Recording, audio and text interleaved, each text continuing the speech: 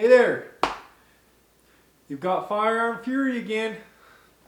Thanks for tuning in. So, you're obviously interested about big bore calibers.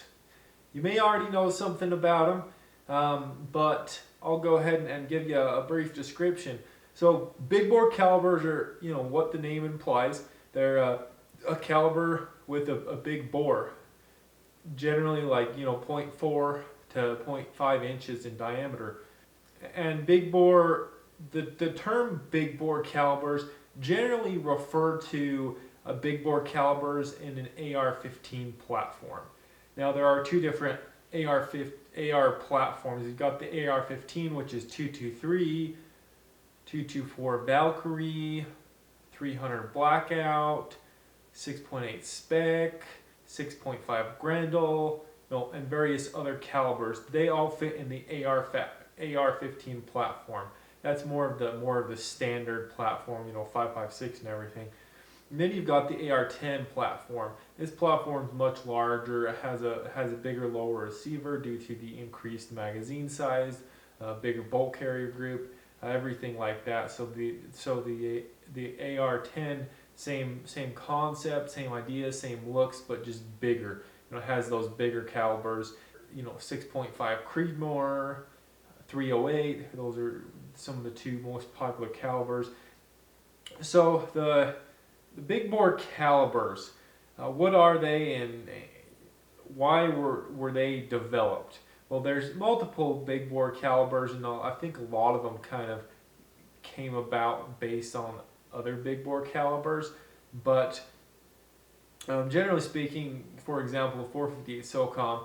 The 458 SOCOM came up, the need came up in special operations discussions, saying that the 5.56 or the 223, it took multiple shots to down the opposition.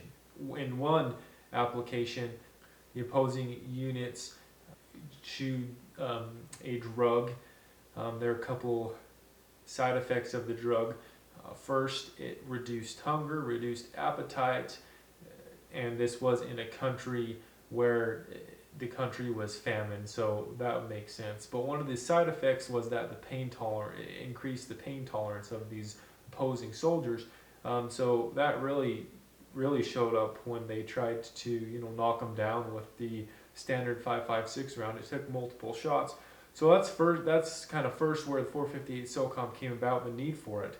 And the military tried a bunch of different calibers. 50 AE was one, 450 Bushmaster was one. There were several requirements that the military wanted for this caliber.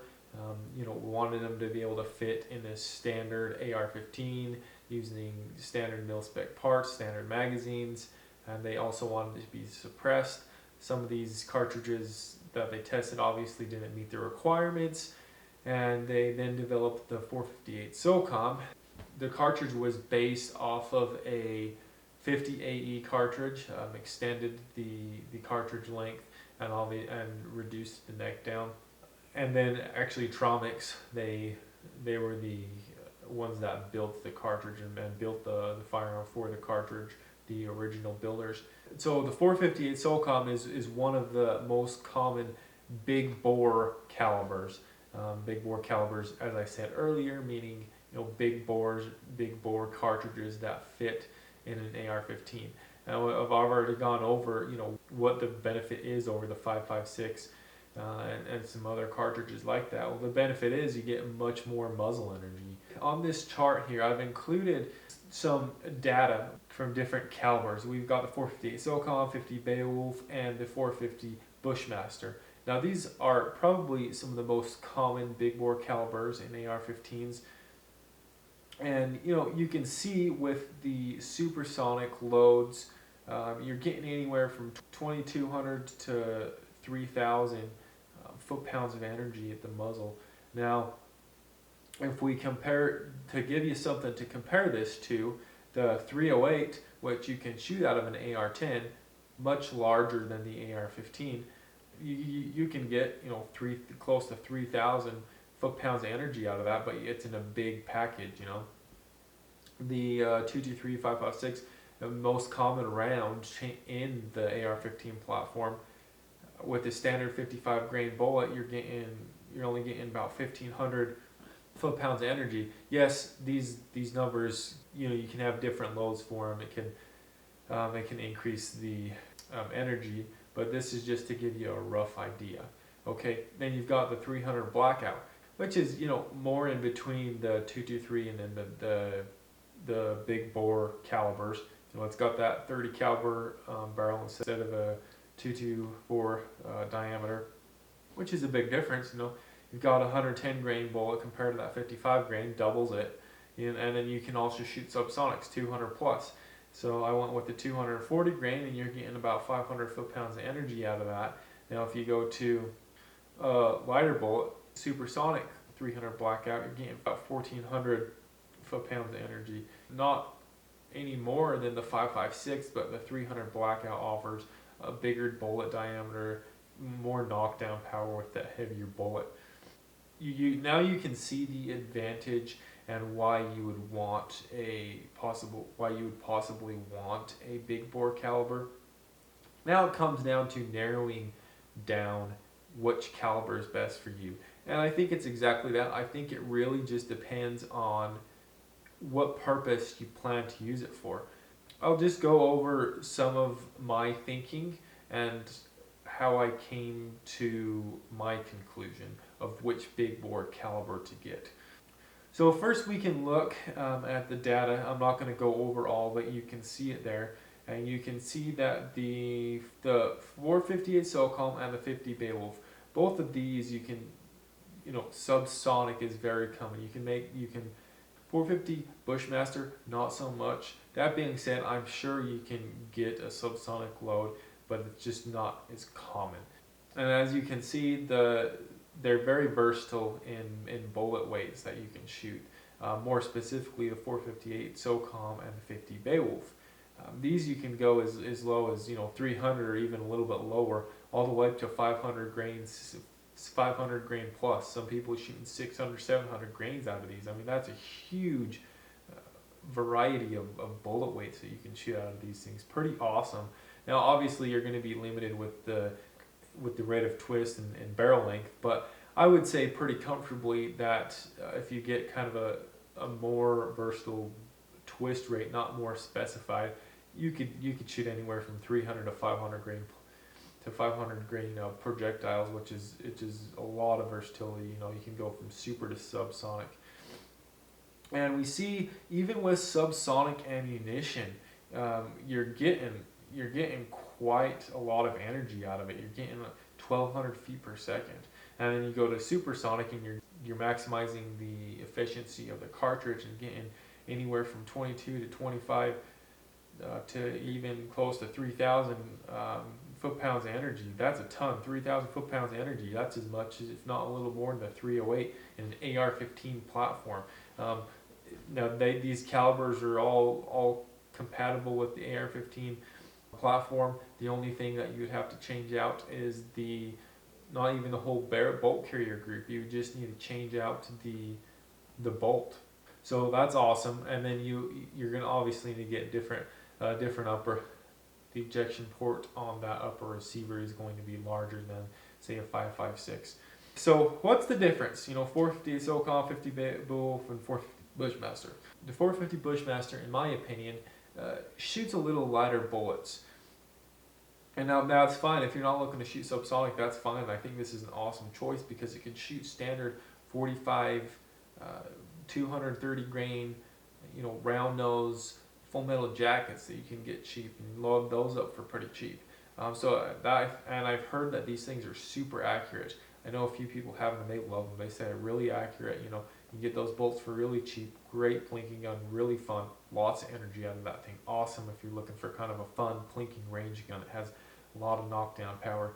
The 50 Beowulf and the 458 SOCOM, I feel like these they're pretty similar. And in fact, I think the 50 Beowulf does have more energy. It's a little more powerful. Now going through this, I wanted something that could shoot subsonic. So that kind of narrowed my options down to the 458 SOCOM, the 50 Beowulf. The data wasn't too worrisome. They're very close, so I wasn't too worried about that. Then a few other considerations I looked at was the headspace, how the cartridge headspace.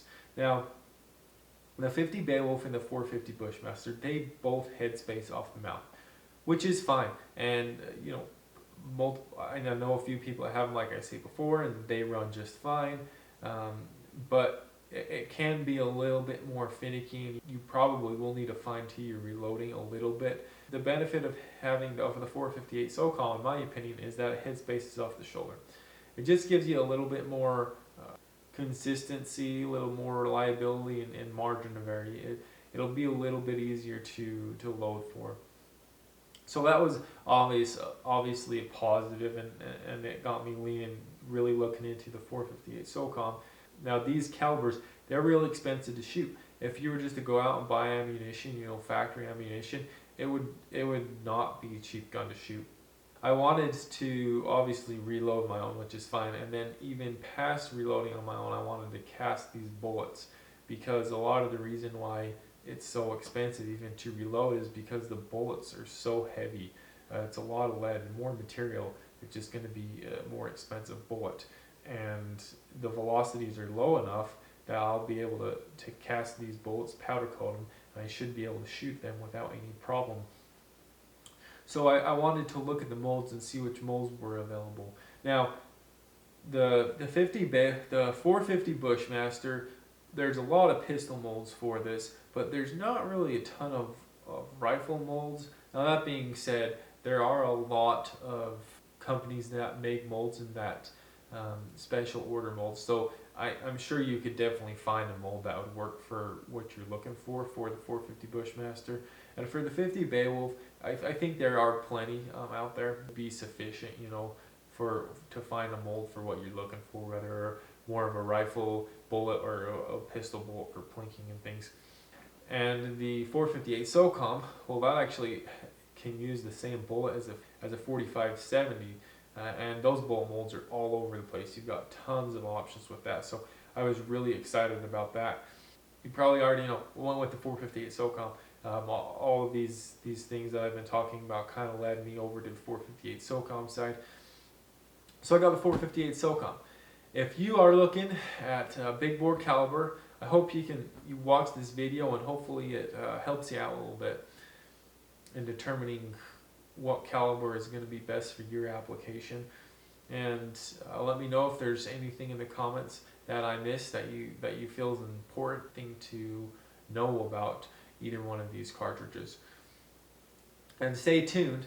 I'm going to be doing some reloading for this. I'll put through my suppressor, see how far we can get it. Eventually I'll do some supersonic reloading for it with some mold bullets and see how it performs.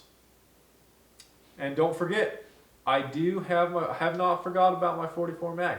In my last video, got a load for it finally. I'm going to load some bullets up, and I'll go shoot it, see how it performs, do some long range, you know, maybe try to hit a jug of water out there at 200, maybe, who knows, maybe even 300. So stay tuned, it's coming up.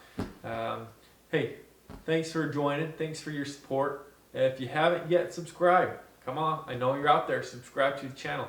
All it takes is one little click, one little clicky click, you can do it.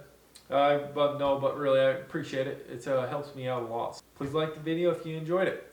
Oh hey, before you go away, I've got one more thing I'm going to mention to you. I've got a special video for when I reach 1,000 subscribers. It will be a pretty fun video to watch. That's all I'll say about it for now. Maybe as we get a little closer, I'll throw a little bit more information out there for you. But it will be one to watch for sure. So keep liking and subscribing, and we'll get closer. Over and out.